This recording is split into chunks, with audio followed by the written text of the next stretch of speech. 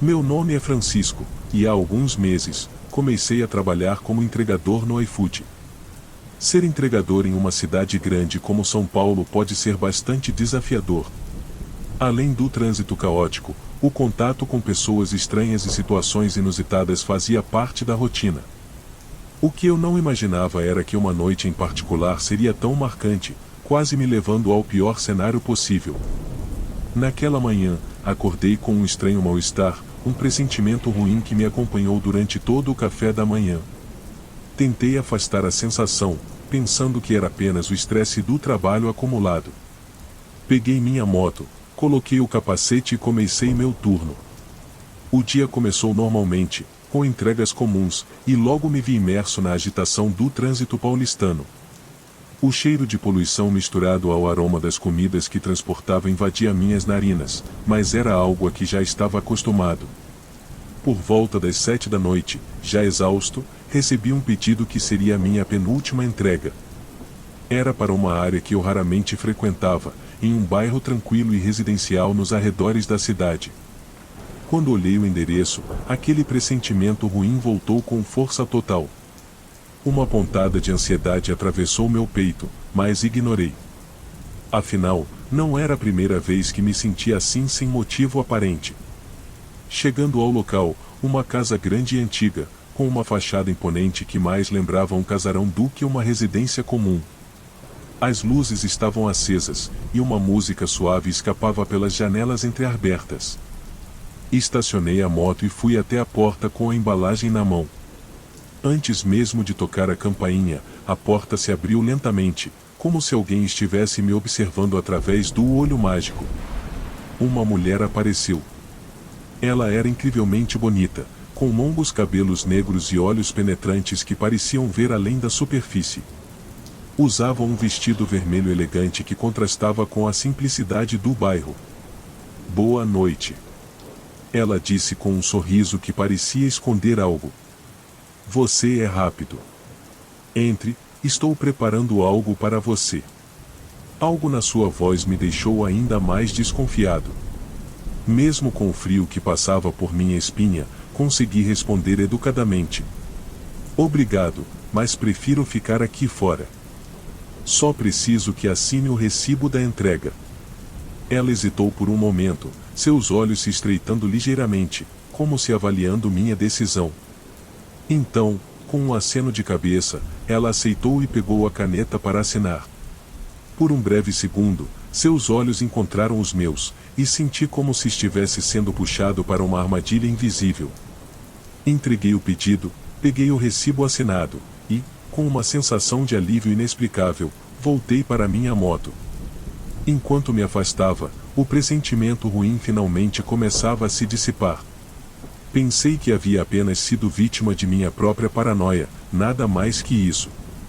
Uma semana se passou, e a vida seguiu seu curso habitual. O trabalho continuava frenético, mas a memória daquela entrega quase foi esquecida, até que um colega entregador, Carlos, foi dado como desaparecido. Ouvimos boatos de que sua última entrega tinha sido na mesma casa que o estivera. A notícia caiu como uma bomba. Naquela tarde, a polícia bateu em nossa central de entregas para questionar os colegas. Fiquei surpreso ao ser chamado para conversar. Eles perguntaram se eu conhecia Carlos e se tinha alguma informação sobre sua última rota. Relatei minha própria experiência naquela casa e o estranho comportamento da mulher. Eles me ouviram atentamente, trocando olhares significativos entre si. A história tomou proporções assustadoras quando, poucos dias depois, o corpo de Carlos foi encontrado em um terreno baldio, não muito longe da casa. Ele tinha marcas de agressão e sinais de envenenamento. A mulher que eu tinha encontrado desapareceu completamente. Ninguém sabia quem ela realmente era, e as investigações não conseguiram descobrir seu paradeiro. Era como se ela tivesse evaporado, deixando para trás um rastro de mistério e medo. A polícia não revelou muitos detalhes, mas o boato que circulava entre os entregadores era que ela fazia parte de uma rede de crimes, atraindo vítimas para sua casa com intenções mortais. Refleti sobre minha decisão de não entrar naquela casa, e um arrepio percorreu minha espinha. O instinto que senti naquele dia pode ter salvado minha vida. Depois disso, fiquei muito mais cauteloso com as entregas, sempre atento a qualquer sinal de perigo, e a história de Carlos serviu como um lembrete constante de que um mau pressentimento nunca deve ser ignorado. A cidade de São Paulo voltou à sua rotina caótica, mas para mim, o mundo se tornou um lugar um pouco mais sombrio e incerto. Continuo meu trabalho, sempre de olhos abertos, ciente de que por trás de cada porta pode haver um mistério esperando para ser revelado. E, acima de tudo, aprendi a confiar no meu instinto, pois ele pode ser a única coisa que nos separa de um destino trágico. Eu me chamo Enzo, tenho 28 anos, e há mais ou menos 2 anos trabalho como entregador do iFood em Campinas. Sempre achei que seria um trabalho temporário, mas a vida tem suas próprias maneiras de nos prender a certas rotinas, e aqui estou, de capacete na cabeça e mochila nas costas, cruzando a cidade para levar comida quente às pessoas. Algumas entregas são normais, outras mais difíceis, mas nenhuma se compara à noite em que fui parar em uma casa abandonada. Era uma sexta-feira, início de noite, o tipo de horário em que os pedidos começam a bombar. A chuva fina que caía deixava as ruas escorregadias e o clima um tanto melancólico. Eu tinha acabado de terminar uma entrega na região do Taquaral quando recebi uma nova notificação. O pedido era de um hambúrguer artesanal, algo relativamente comum para aquela área. O endereço, no entanto, me deixou intrigado, Rua dos Alecrins, número 147. Eu não conhecia bem aquela rua, mas algo no nome me parecia familiar. Enquanto seguia as instruções do GPS, percebi que a chuva aumentava, transformando-se em um dilúvio. A visibilidade estava ruim, e as ruas, normalmente movimentadas, pareciam mais desertas do que o habitual. Era como se a cidade estivesse se escondendo da tempestade, e eu, teimosamente, seguia em frente. Conforme me aproximava do endereço, a sensação de desconforto aumentava. As casas ali pareciam mais antigas, algumas com fachadas desgastadas pelo tempo. Ao virar na Rua dos Alecrins, senti um calafrio subir pela espinha. A rua era estreita, com árvores altas que bloqueavam parte da luz dos postes, deixando tudo meio sombrio. Quando finalmente cheguei ao número 147, meu coração deu um salto. A casa estava em péssimo estado. Era uma construção antiga, de 2 andares, com janelas quebradas e o jardim completamente tomado pelo mato. Parecia abandonada há anos. Fiquei parado por um momento, apenas encarando aquela visão. Eu devia estar no lugar errado, só podia ser. Confirmei o endereço no aplicativo e, para minha surpresa, estava correto.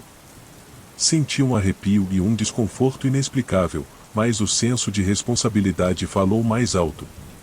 Eu precisava fazer aquela entrega. Desci da moto e caminhei até o portão enferrujado, que estava entreaberto. O rangido que ele fez ao ser empurrado só aumentou a sensação de que eu não devia estar ali. Com o coração acelerado, atravessei o jardim descuidado e subi os degraus da varanda, que rangiam sob o meu peso. Toquei a campainha, mas o som parecia não ecoar dentro da casa, como se estivesse quebrada. Depois de alguns segundos, bati na porta, na esperança de que alguém estivesse realmente ali. O silêncio que seguiu foi ensurdecedor. Esperei mais alguns minutos, quando estava prestes a desistir, ouvi um barulho baixo vindo de dentro da casa. Era um som abafado, como o de passos arrastados. Voltei a bater, dessa vez com mais força, e então a porta se abriu lentamente, com um rangido longo e agourento. No vão da porta, não havia ninguém. Minha mente racional dizia para ir embora, mas algo, talvez a curiosidade ou até mesmo a adrenalina do momento, me impediu de sair. Entrei, hesitante, chamando por alguém. A casa estava escura, exceto por uma leve claridade que vinha de uma porta entreaberta no final do corredor. O ar dentro da casa era pesado, com um cheiro de mofo e umidade que parecia penetrar em cada poro da pele. "Tem alguém aí?" minha voz ecoou, quebrando o silêncio. Nenhuma resposta. Caminhei devagar pelo corredor, cada passo ecoando no piso de madeira envelhecida. Ao me aproximar da porta iluminada, senti a tensão crescer em mim. Quando empurrei a porta, entrei em um cômodo que parecia ser a sala de estar. Estava vazio, exceto por alguns móveis cobertos por lençóis empoeirados. A luz vinha de um antigo abajur no canto, ainda funcionando, o que só aumentava o mistério. Quem ligou a luz? E por que essa casa parecia tão intocada? Enquanto tentava entender a situação, ouvi novamente o som de passos, dessa vez vindo do andar de cima. Meu instinto me dizia para sair correndo, mas algo me prendeu ali. Talvez fosse o desejo de entender o que estava acontecendo, ou talvez fosse pura teimosia. Peguei o celular e liguei para o número associado ao pedido. O toque soou estranhamente alto no silêncio da casa, e depois de alguns segundos, ouvi o telefone tocar, não do outro lado da linha, mas ali dentro, no andar de cima. Desliguei imediatamente, o coração martelando no peito. Não sabia o que pensar. A essa altura, toda a situação parecia surreal. Quem fez o pedido? E por que o telefone estava ali? Decidi subir as escadas, mesmo com cada fibra do meu ser gritando para eu não fazer isso. Os degraus rangiam sob meus pés, e a escuridão do corredor acima parecia me engolir. Quando cheguei ao topo, o som do telefone parou. A única coisa que ouvi foi o som da minha própria respiração acelerada. Diante de mim, havia várias portas fechadas. Abri a primeira devagar, revelando um quarto empoeirado, com móveis velhos e roupas espalhadas pelo chão. O segundo quarto era semelhante, mas algo chamou minha atenção. Havia um quadro caído, com a foto de uma família sorridente. No verso do quadro, o nome Família Rodrigues, 1978 estava escrito. Minha mente corria, tentando ligar os pontos. Será que essa casa era daquela família? O que aconteceu com eles? A última porta no corredor estava entreaberta, com uma luz fraca vazando pela fresta. Quando empurrei a porta, vi algo que fez meu sangue gelar. O telefone que eu havia ligado estava ali, em cima de uma mesa, e ao lado dele, uma foto minha. Era recente, uma foto de perfil que eu usava no aplicativo. Como ela foi parar ali? Antes que eu pudesse reagir, senti uma presença atrás de mim. Meu corpo congelou, incapaz de se mover. Ouvi uma voz sussurrar, quase imperceptível: "Você não devia estar aqui." Não lembro como saí daquela casa. O pavor tomou conta de mim, e tudo o que eu queria era correr o mais rápido possível. Quando dei por mim, estava fora, no meio da chuva, com a moto ligada, acelerando para longe dali. Aquele pedido nunca foi entregue, e nunca mais voltei à Rua dos Alecrins. Dias depois, pesquisei sobre a casa e descobri que, de fato, a família Rodrigues morou ali nos anos 70, mas desapareceram misteriosamente em 1982. A casa foi considerada amaldiçoada e abandonada desde então. Até hoje, não sei o que aconteceu naquela noite, mas uma coisa é certa: algumas entregas não valem a pena, e há lugares onde é melhor não entrar. Eu me chamo Diego, e há alguns anos, comecei a trabalhar como entregador de comida por meio de um aplicativo. Minha família estava passando por dificuldades financeiras, então a motocicleta que eu tinha se tornou a minha ferramenta de trabalho. Estudava durante o dia e fazia entregas à tarde e à noite. Nesse trabalho, encontrei de tudo: pessoas estranhas, lugares perigosos e situações esquisitas. Mas uma experiência em particular foi a gota d'água que me levou a pedir demissão. Era uma noite comum, e eu havia recebido um pedido de um restaurante. Até aí, tudo normal.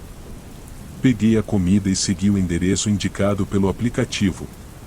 No entanto, achei o local estranho, pois se tratava de uma área rural bastante isolada. Não sabia que havia pessoas morando em um lugar tão sombrio. À medida que adentrava a região, tudo ficava cada vez mais deserto e a sensação de que algo estava errado começou a me invadir. Não havia iluminação pública e apenas a luz da minha moto iluminava o caminho. Tornou-se quase impossível enxergar os números das poucas casas que havia por lá. Na verdade, parecia que todas estavam abandonadas. Depois de algum tempo, finalmente encontrei o endereço. Era uma casa de 2 andares em péssimo estado, com a grama do quintal tão alta que mal dava para ver o chão. Tudo estava às escuras, mas havia um número na porta e, de acordo com o GPS, aquele era o lugar certo. Com muito medo, desliguei a moto, peguei a comida e me aproximei da porta. Bati várias vezes, mas ninguém atendeu. Então, a porta se abriu sozinha. Lá dentro, estava tudo muito escuro e o cheiro era horrível. Pelo pouco que consegui ver, o lugar era um caos, sem móveis e com lixo espalhado pelo chão. Eu estava prestes a entrar quando recebi uma mensagem do meu chefe. A mensagem estava em letras maiúsculas e dizia: "Não entre nesse lugar. Volte imediatamente." Meu coração acelerou. Tentei correr em direção à minha moto, mas senti algo agarrando minha perna, me derrubando no chão. Não consegui ver o que era, apenas senti uma força imensa tentando me puxar para dentro da casa. Sabia que gritar era inútil, pois a área estava deserta. Com desespero, agarrei o chão e chutei com todas as forças até conseguir me soltar daquela coisa. Corri para minha moto, sem olhar para trás, e saí dali o mais rápido que pude. Recebi mensagens do aplicativo, perguntando se estava bem ou precisava de ajuda, mas eu estava em choque e não consegui responder. Quando finalmente cheguei em casa, pálido de susto, enviei uma mensagem perguntando para onde eles haviam me enviado. O aplicativo respondeu pedindo desculpas, dizendo que o pedido tinha sido enviado para o endereço errado e que outros entregadores haviam desaparecido nas mesmas circunstâncias. Ninguém, nem a polícia, conseguiu encontrar os entregadores ou suas motos. Apresentei minha demissão naquela mesma noite. Após vários dias tentando superar o trauma, comecei a pesquisar na internet sobre os desaparecimentos. Encontrei teorias sobre abduções alienígenas, entradas para realidades alternativas e até seitas demoníacas. A verdade é que não consigo explicar o que estava puxando meu pé, mas tenho certeza de que não era humano. Tire suas próprias conclusões.